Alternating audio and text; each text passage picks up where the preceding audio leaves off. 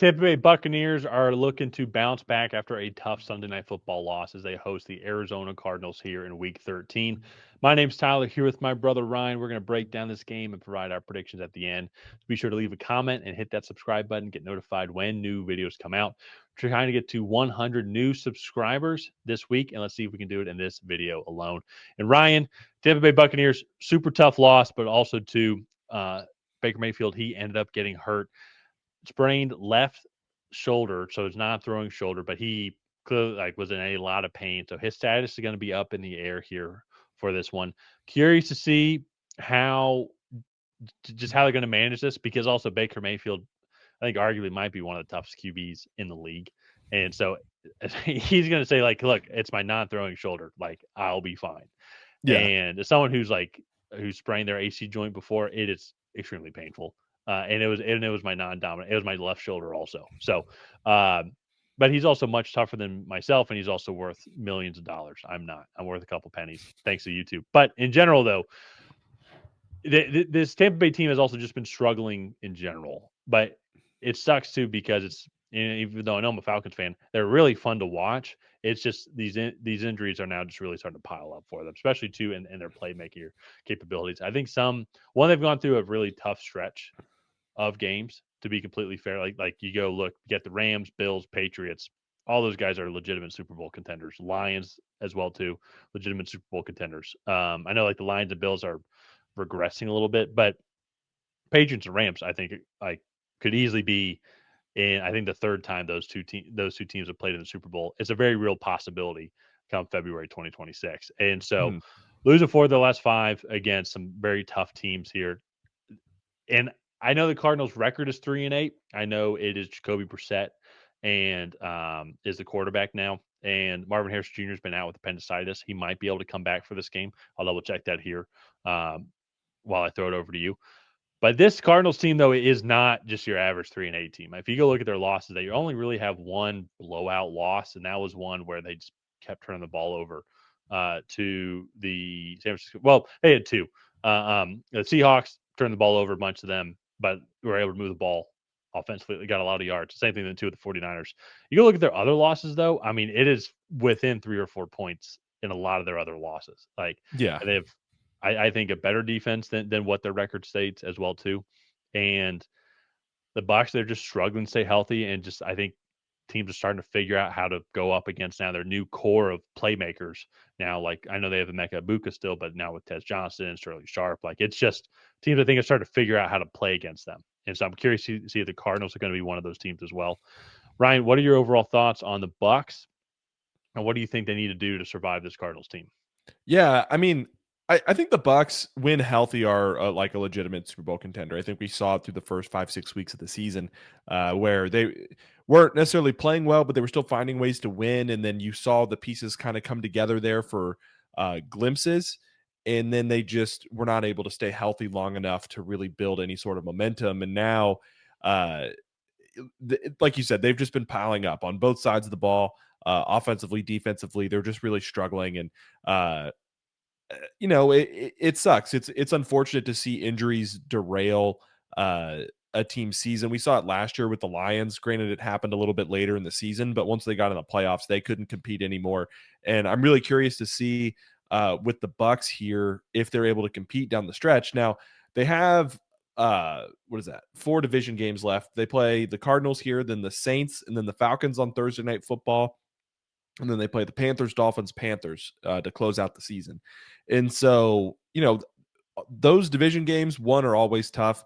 But like, if they can't get healthy, this division door is wide open for the Panthers or the Falcons, I think, to come storming back and, maybe take a late lead in the division, which is crazy to talk about considering the state of those two franchises currently. But the door is open, I think, for somebody to take this division from the Bucks right now. And then touch briefly on the Cardinals. Yeah, this is a good 3-8 football team. I know that's kind of crazy to say, but they've been banged up. They've been battling with injuries on both sides of the ball as well. Not as bad as the Bucks, but I think you look at what this team is able to do and just the effort that they play with. If they can have a healthy roster and be a little bit more consistent at the quarterback position. I know Jacoby Brissett has been good, but if Kyler Murray can come in and really be healthy and consistent, I think that is going to be what's best for this team. And yeah, like, man, this Cardinals team could beat anybody any given Sunday. They're not a team to be taken lightly at all. And so I like this Cardinals team, even though they are 3-8 right now. Yeah. Well, and I think real quick too, Kyler Murray I know was put on IR, but I also think too that might have been like a soft benching. And Yeah, because I I also agree. think too, one of the things if you go look at this offense the way it's building, I know Marvin Harrison Jr. hasn't been there because of his appendicitis, but you look at Jacoby Brissett, you look at these past 5 games, man. 279 passing yards, 261 passing yards, 258 passing yards, 452 passing yards, 317 passing yards. Now, they lost 4 of those 5 games, to be completely fair, and they were Yeah, behind. But that being said, though, I agree. I've never seen Kyler Murray numbers like that. Correct me if I'm wrong, correct me if I'm wrong, Cardinals fans, but it's I think that Cliff this Kingsbury, when they went 7-0 and then missed the playoffs, he had a few games in the first 7 games that were like, oh man, that were like they that. So they have a so star. 4 years ago. 4 years ago. Yeah, I haven't seen that in these past couple years, especially too when you go and get a guy like Marvin Harrison Jr., got a guy like Michael Wilson. I mean, he's connected with Trey McBride well, but Trey McBride hasn't skipped a beat at all. It doesn't matter who's throwing to him. Like the dude's going to get open. So um, I think it's a soft benching. I think another team that's going to be on the quarterback market. Like honestly, too. Imagine if they traded up. Imagine if they go and get like a Mendoza. yeah. For with how good this running team is, they improved the offensive line a little bit. Offensive line gets healthy. This Running would back be room very gets healthy. interesting. Say it again. Running back room gets healthy. Running back room gets healthy. Like that would be very interesting. Him down in Arizona as well, and in a dome atmosphere as well too. But anyways, that's why you should subscribe, and we could talk more about this in the off season. But for this game here, though, I bring this up is because the Buccaneers can give up a lot of passing yards. The 26 overall passing yards allowed, giving up about 242 per game if those are accurate here. But and I think that's the Buccaneers' weakness is it's going to be. I think they could get after the quarterback. I like the front seven. They're just naturally tough to run against with Vita Vea there up the middle and that 3-4 defense. But I think Jacoby Brissett can sling it. He can be inconsistent and kind of gunslingery at times. But I think if Harrison Jr. is able to come back, I have to check that status overall because I'm not sure he's not on IR. But at the same time, though, too, it is appendicitis, so might have to wait for some things to heal up. But I can expect a big game out of Brissett and Harrison Jr. here going into this one, especially too if Baker Mayfield's not able to play and Teddy Bridgewater is the one running that offense.